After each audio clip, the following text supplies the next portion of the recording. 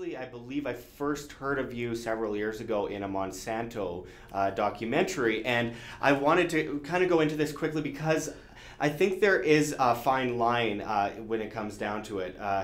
As a libertarian, you're an individualist. Of course, you don't believe in the government coming in and pulling the rug out from underneath farmers, but at the same time, there's a massive problem that's being created. And interestingly enough, it was propped up by the state in the first place. Absolutely. Back in the 1950s and 1960s especially. So what do you think well, is the solution? We could go back to Abraham Lincoln, well, sure. who started the USDA. Absolutely. You know? I mean, here was a man who actually thought that the government was smarter than the people. The farmers, people don't realize that pre-Civil War, farmers had massive soil development organizations. They had tremendous ag. They pooled money philanthropically together and did scientific research. Jefferson, John Taylor of Caroline, he was called. The soil associations. These were bedrock research communities that farmers did individually.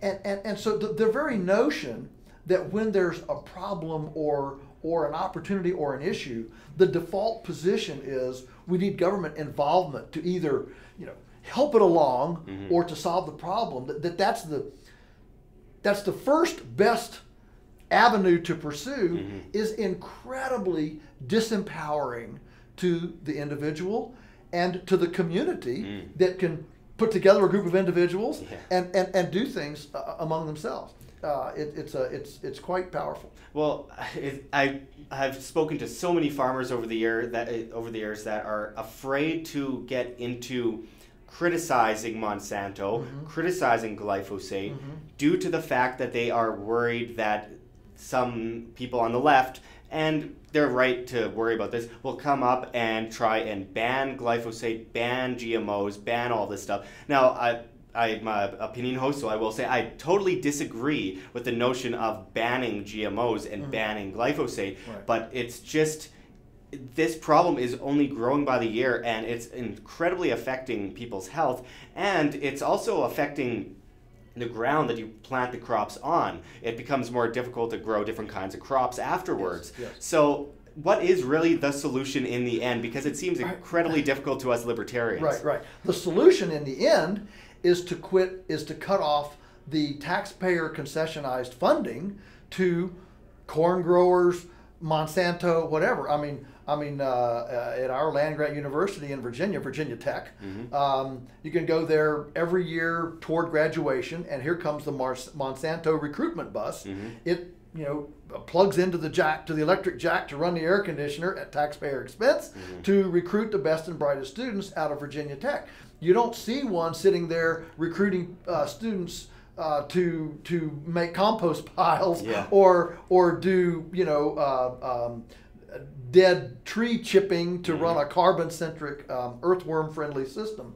And so my take on it is, again, rather than trying to ban something from the top down, instead free up farmers like me who are hampered from being able to bring our product to the customer through overburdensome regulatory manipulation. And look, every time the government inserts itself into the marketplace, the repercussions are always prejudicial against innovation and against embryonic businesses, small businesses, which of course carry the antidote. I mean, that's where innovation comes from, the antidote to these things. And so the answers to Campylobacter and whatever pesticides and insecticides, all these things, the answers to these are well known and done in the world, but we have an entire subsidized orthodoxy that channels not just customers' money, but taxpayers' money. This is the problem. So, if I were king for a day, I would just abolish the USDA, abolish it. No government agency has been more successful at annihilating its constituency than the USDA. Just abolish it and let me go head to head with Monsanto as business to business. The problem is when you have Monsanto and all the land grant system and the whole orthodox fraternity of academia against me, it's an unlevel playing field. Absolutely. But if it's just one business against another business, hey man, I'll take you anytime. Absolutely. Individual demand is being stomped on and crushed today. Yes. One of the issues, as you said, the USDA, there's also the patent laws, the patent office.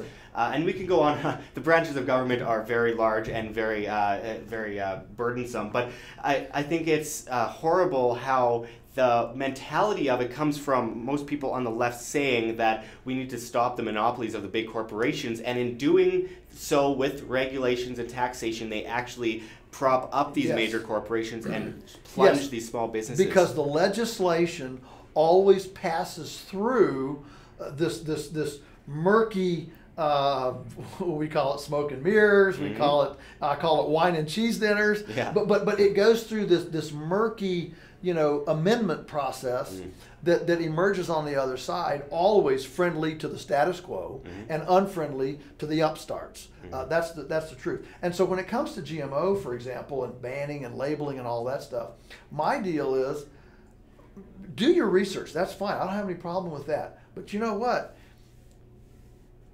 Your liberty stops at my nose. And so I think the libertarian approach to the GMO problem is that we should enforce trespass laws. Here are your beings that are inherently promiscuous because propagation is what they're all about, right? So we've got a promiscuous being that's been developed. It's not Mendel's peas. It's not hybridization. When the sexual plumbing doesn't match up, man, it ain't right. Okay, and so this is overcoming a whole host of barriers that nature has put in place that this would not happen, and in our our big intellectual capacity and our mechanical ability, we've been able to pierce that barrier, that wall, and overcome the template, the pattern, the order of nature. And it's okay if you want to do that, but you know what? Keep it on your property. Normal jurisprudence, if your bull being that you own comes onto my farm and tramples my rose bushes, you're liable for that. And the district attorney will back me up. I can go down, file a grievance, and he'll haul you in and say, let's get this straight. Today, we're so upside down in our jurisprudence that when your Monsanto bull, in this case your GMO corn, trespasses on my farm and gives me beings that I don't want, not only are you not liable, I have to pay you a royalty for the privilege of your bull coming and tromping on my rose bushes. That's insane. It's absolutely insane. And so to me, that gives the libertarian the high road. We're okay with the research as opposed to the banners, that can easily be branded Luddites, barbarians, anti-science. Are you with me? We now take the high road. Let science proceed, but let it proceed within its own individual boundaries and take responsibility for those life forms. You can't just spread them willy-nilly over your neighbors and have your fist hitting my nose. I think that is a true individualistic response. So you can have both the science and you can have individualism at the same time with the protection of sensible jurisprudence. You bring a lot of common sense to the argument, and it's interesting because for someone that's so popular in the Monsanto movement, you must not be too popular in the Monsanto movement, because I'm part of the Monsanto movement myself up in Canada, and I'll tell you, I mean, I've spoken about the very same things to people, and most do not agree at all. Let's just put it that way. There is a large left-wing kind of monopoly on the anti-Monsanto movement. Oh yeah, and the whole labeling issue. Look, the whole injecting the label thing. on our farm, you know, we direct market, so we deal with labeling laws and labeling issues. And let me tell you, labeling is another whole quagmire. Mm-hmm. I mean, if you don't have just the right word or the right font or the right typeface, the right size, you know, the mm-hmm. different parts of the label have to be a certain size, other parts have to be. What I'm getting at is the whole labeling bureaucracy is voluminous, like all bureaucratic stuff. Mm-hmm. And so when people say we need a label, I'm saying no, I don't want a label. You know, now as a small business, a small farm, now suddenly I'm thrust into this compliance quagmire of a label. No, you don't have to eat GMOs. You can get organic. You can get your local farmer. You can turn off the TV or whatever and go and invest some time finding your food treasures in your community. Every community has them now. There's way more of alternative food now than there was 20 years ago. Way more.